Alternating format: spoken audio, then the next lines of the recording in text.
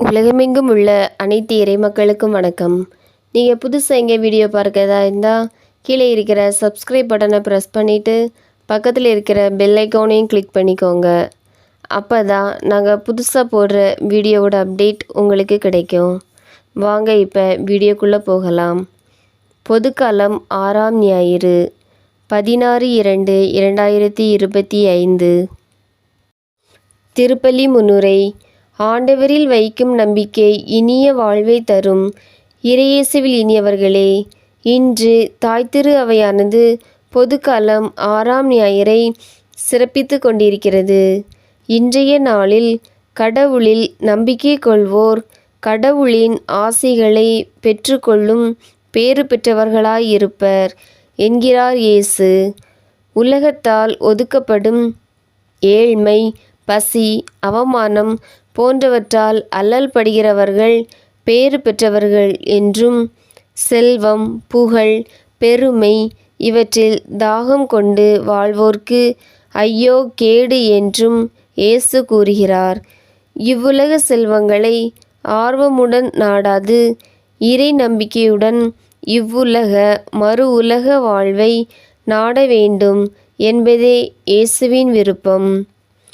இறையாட்சி பணியில் சமூக ஆர்வலராக செயல்பட்ட அன்னை தெரசா, அருட்சகோதரி ராணி மரியா, அருட்தந்தை ஸ்டேன் சுவாமி போன்றவர்களின் அர்ப்பண வாழ்வு இறைவன் முன் மதிப்புக்கு உரியது. இந்த வரிசையில் நம்மையும் இணைத்து கொள்ள முன் வருவோம். நன்று நன்று நல்ல ஊழியரே என்று இயேசுவின் பாராட்டை பெறுவோம்.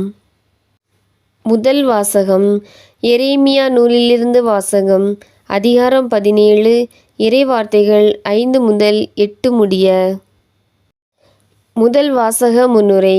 மனிதரில் நம்பிக்கை கொள்வோரும் வலுவற்ற மனிதரிடத்தில் தன் வலிமையை காட்டுவோரும் சபிக்கப்படுவர் என்றும், ஆண்டவரிடத்தில் நம்பிக்கை கொள்வோர் நீரோடை அருகில் நடப்பட்ட மரம் போன்று செழித்து வளர்ந்து எக்காலத்திலும் அச்சமின்றி பேறு பெற்றவர்களாய் வாழ்வர் என்று கூறும் எரேமியா நூலின் வாசகத்தை கேட்போம். இரண்டாம் வாசகம். திருத்தூதர் பவுல் கொரிந்தியருக்கு எழுதிய முதல் திருமுகத்திலிருந்து வாசகம்.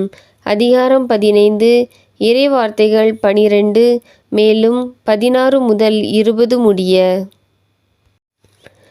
இரண்டாம் வாசக முன்னுரை. திருத்தூதர் பவுல் கொரிந்தியருக்கு எழுதிய முதல் திருமுகம் தரும் நலமிகு செய்தியாவது: கிறிஸ்து இயேசு இறந்து உயிருடன் எழுப்பப்பட்டார் என்று நம்பிக்கை கொள்ளும் நாம் அனைவரும் பேறு பெற்றவர்கள். எனவே நாம் இவ்வுலக மறு உலக வாழ்வை இயேசு தருவார் என எதிர்நோக்கி காத்திருக்கின்றோம். இயேசு உயிருடன் எழுப்பப்பட்டது போல நாமும் உயிருடன் எழுப்பப்படுவோம் என்று கூறும் வாசகத்தை கேட்போம். விசுவாசிகள் மன்றாட்டு.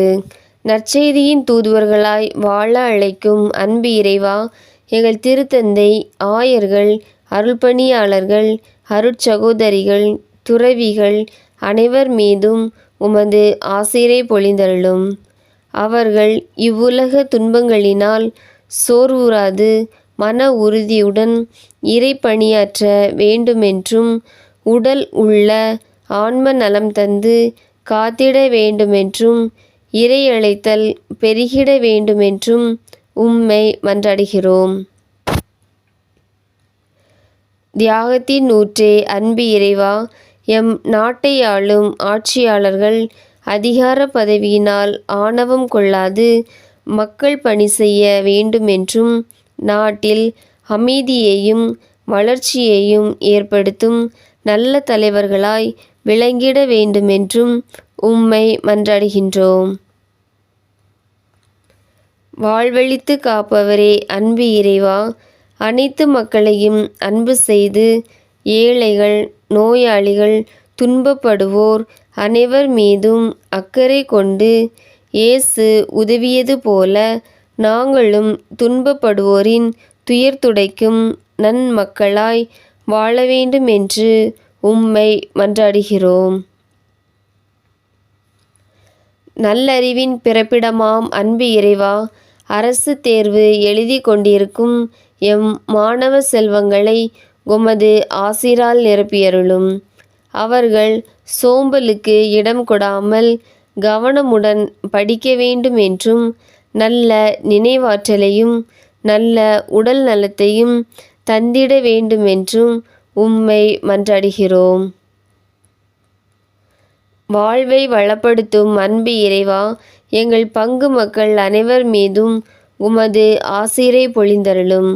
அவர்கள் ஒருவருக்கொருவர் அன்பு செய்து வாழ வேண்டுமென்றும், நல்ல உடல் நலத்தையும் தொழில் முயற்சிகளில் நல் வளர்ச்சியும் நல்ல வேலைவாய்ப்பும் தந்து காத்திட வேண்டுமென்றும் உம்மை மன்றாடுகின்றோம்.